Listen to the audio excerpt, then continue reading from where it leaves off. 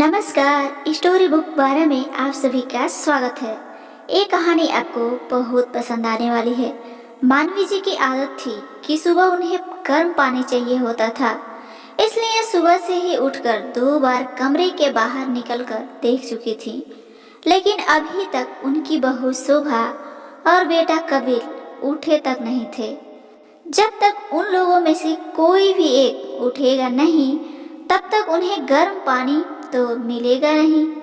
बात ये नहीं थी कि मानवी जी गर्म पानी कर नहीं सकती थी, बात यह थी कि बहू रात को रसोई का काम खत्म करके रसोई में ताला लगा देती थी। अब जब तक ताला खुलेगा नहीं, मानवी जी को गर्म पानी मिलेगा नहीं। आखिरकार घड़ी में जब 10 बज गए और मानवी जी से रहा नहीं गया, तो उन्होंने हिम्मत करके बेटे के कमरे का दरवाजा खटखटाया। 2-3 बार दरवाजा खटखटाने के बाद बहू की जगह बेटे ने आकर दरवाजा खोला और तमतमाते हुए बोला, क्या है मम्मी, सुबह सुबह परेशान कर रही हो? बेटा, मुझे गर्म पानी चाहिए था और रसोई में ताला लगा हुआ है, तो तुम रसोई का दरवाजा खोल दो ताकि मैं पानी गर्म कर सकूं। एक दिन गर्म पानी के बगैर नहीं रह सकती हो क्या माँ? रोज तो सुबह पानी गर्म करके देती ही है ना। आज संडे था, इसलिए सोचा कि थोड़ा आराम से उठेंगे, पर आप भी ना। कहते कहते कपिल अंदर कमरे में गया, वह पत्नी को जगाया। शोभा भी तिलमिलाते हुए उठी और चाबी लाकर सास के हाथ में रख दिया। अब रसोई का दरवाजा आप ही खोल लीजिए और खुद के लिए गर्म पानी करना, तो हमारे लिए भी चाय बना दीजिएगा। जल्दी, नींद खुलने से सिर दर्द होने लगा है मेरा। कभी कोई सास खुश हुई है क्या अपनी बहू को सोता देखकर? इन सास लोगों का बस चले तो बस बहू को मशीन बनाकर रख दें। शोभा बड़बड़ाती हुई वापस जाकर पलंग पर ही लेट गई। आखिर मानवी जी ने जाकर रसोई का दरवाजा खोला और खुद के लिए भी पानी गर्म किया। वह बेटे बहू के लिए चाय भी बनाकर उन्हें उनके कमरे में देकर आई। गर्म पानी लेकर अपने कमरे में अभी आई ही थी कि 4 साल का पोता भानु जाग गया। जागते ही बोला, दादी मेरा दूध। उसे देखकर मानवी जी मुस्कुराकर बोली, हाँ मेरे बच्चे, अभी लेकर आई। गर्म पानी वहीं रख कर पहले भानु के लिए दूध गर्म करने गई। अभी दूध गर्म कर ही रही थी कि इतने में कपिल की आवाज आई, माँ, ओ माँ, कहाँ हो तुम? क्या आप भी सुबह सुबह संभाल नहीं सकती हो इसे? पता है ना, शोभा के सिर में दर्द हो रहा है। शोभा सही कहती है कि सास बहू को सोता देख नहीं सकती। कहते कहते कपिल भी रसोई में आ गया, साथ में भानु भी गोद में था। उसे देखते ही मानवी जी बोली, बेटा मैं तो दूध गर्म करने आई थी, मुझे नहीं पता था कि कब ये तुम्हारे कमरे में चला गया। तो ध्यान रखना चाहिए था ना आपको, बस आपको काम का बहाना चाहिए। मानता हूँ कि आप सास हो, पर बहू को भी तो इंसान समझो। वही तो है जो आपकी जिम्मेदारी निभा रही है, नहीं तो दूसरे बेटे बहू ने तो आपको रखने से ही मना कर दिया था। भानु को मानवी जी के पास ही छोड़कर कपिल वापस अपने कमरे में चला गया। मानवी जी देखती ही रह गई, आंखों में आंसू आ गए। मन ही मन सोचने लगी कि मैं कुछ ना करने पर भी बदनाम हो रही हूँ। ऐसी कौन सी जिम्मेदारी उठा ली इन लोगों ने मेरी, जो इतना सुना रहे हैं। ऐसा सोचकर अपने आंसू पोंछे और भानु और उसका दूध लेकर कमरे में आ गई। नाश्ते के समय कपिल ने शोभा से कहा, तुम्हारी तबीयत ठीक नहीं है तो मैं माँ से कहकर नाश्ता बनवा लेता हूँ ताकि तुम आराम कर सको। रहने दो, मम्मी जी से कुछ मत कहना, मैं नाश्ता खुद ही बना लूँगी। अरे पर तुम्हारी तबीयत ठीक नहीं है। नहीं नहीं, मैं खुद ही नाश्ता बना लूँगी। मम्मी जी का क्या भरोसा कि कौन सा सामान उठाकर अपने दूसरे बेटे बहू को देकर आ जाएं। अक्सर ही रसोई से सामान कम हो जाता है। मुझे तो पूरा यकीन है माँ जी ही सामान की हेरा फेरी करती हैं और अपने उन बेटे बहू को देकर आ जाती हैं और खुद ही जाकर रसोई में नाश्ता तैयार करने लगी। शोभा का रसोई में नाश्ता तैयार करते देखकर कपिल गुस्से में आकर माँ मानवी जी से बोला, देख लो, ये सब आपके कारण ही हो रहा है। उसकी तबीयत खराब है पर फिर भी नाश्ता तैयार कर रही है। आपकी इन्हीं हरकतों के कारण परेशान हो चुके हैं हम। पता नहीं भगवान भी हमें चैन से कब रहने देगा। मानवी जी उसकी बात सुनकर हैरान रह गईं। सुनकर अपने कमरे में चुपचाप शांतिपूर्वक बैठ गईं। आंखों से झरझर आंसू बहे जा रहे थे। क्या ऐसी दिन के लिए इन बेटों को जन्म दिया था मैंने?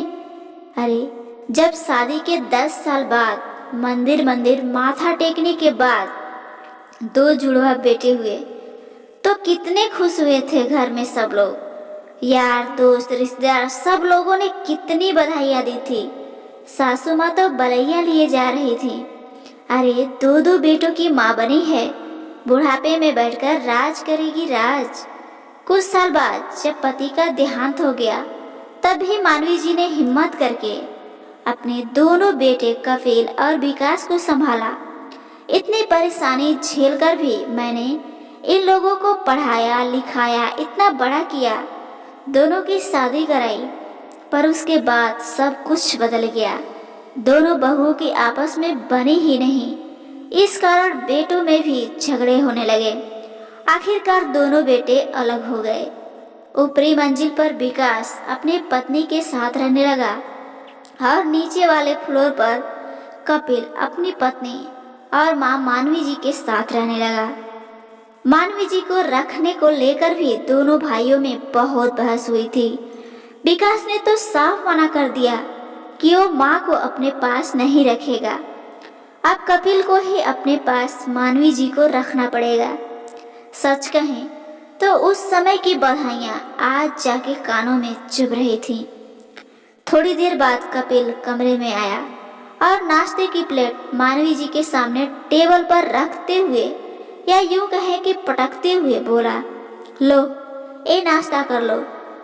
आखिर एक बहू को ही परेशान करते जाओ, दूसरे से कोई लेना देना ही नहीं। मानवी जी को कपिल की बात बहुत बुरी लग रही थी। उन्हें ऐसा लग रहा था जैसे नाश्ते की प्लेट उन्हें चिढ़ा रही है। ऐसा खाना भी किस काम का जो तिरस्कार करके दिया जाए। मानवी जी ने उस नाश्ते की प्लेट को हाथ भी नहीं लगाया। आखिरकार मानवी जी ने काफी सोचा और सोच समझकर वो एक निर्णय पर पहुंची। शाम को विकास अपनी पत्नी के साथ बाहर कहीं घूमने जा रहा था।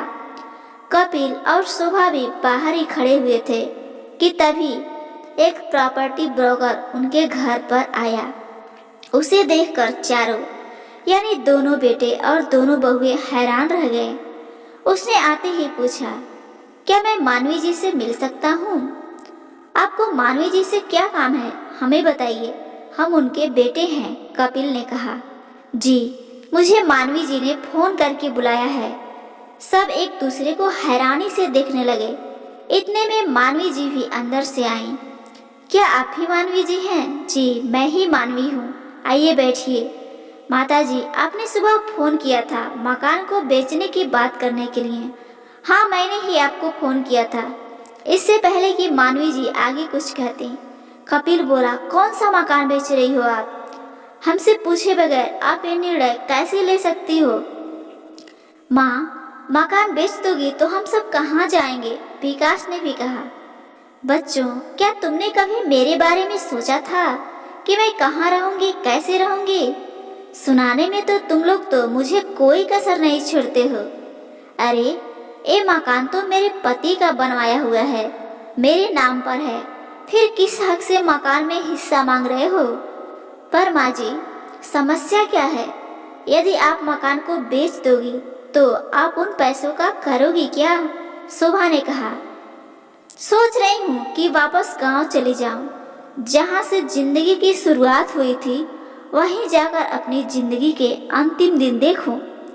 इसलिए मैं यह मकान बेचकर गांव में ही जमीन खरीद रही हूँ और वहीं रहूंगी।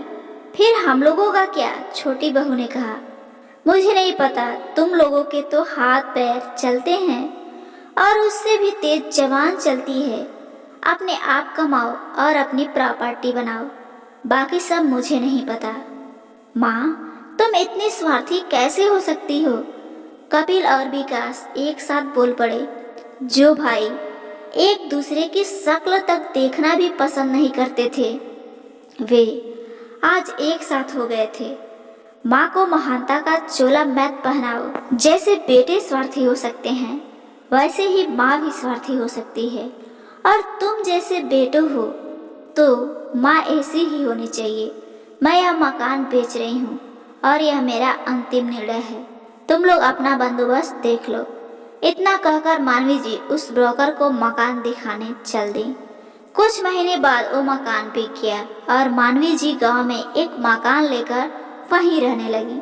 3 टाइम वहाँ बच्चों को पढ़ाती थी और गांव के शांत वातावरण में अपनी जिंदगी जीती थी।